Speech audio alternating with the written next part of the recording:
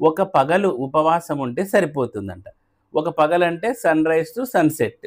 తర్వాత తోడేలు, కాకి, కపోతము, గోరువంక, తిత్తిరి పక్షి, వీనిలో దేనినైనను చంపినవాడు జలమధ్యమునందుండి అంటే నీళ్ళల్లో ఉండి 2 సందెల కాలమునంతు వరకు ప్రాణాయామమునాచరించిన పవిత్రుడగును అని చెప్తున్నారు పరాశరుల వారు.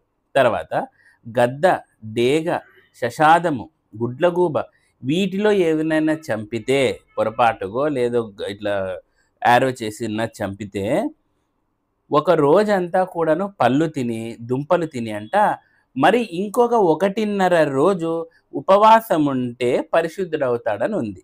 నెక్స్ట్ ఆహ్, టిట్టివము, కోయిల, కాటుక పిట్ట, లావికము, రక్తపక్షము, వల్గులియను పక్షి దీనినో లేదన్నా చంపితే పగలంతయు ఉపవాసం ఉంది రాత్రి భుజించినా కూడా ఎటువంటి ప్రాబ్లం లేదంట పరిశుద్ధుడవుతాడని ఉంది. పరిశుద్ధుడు ఇన్ ద సెన్స్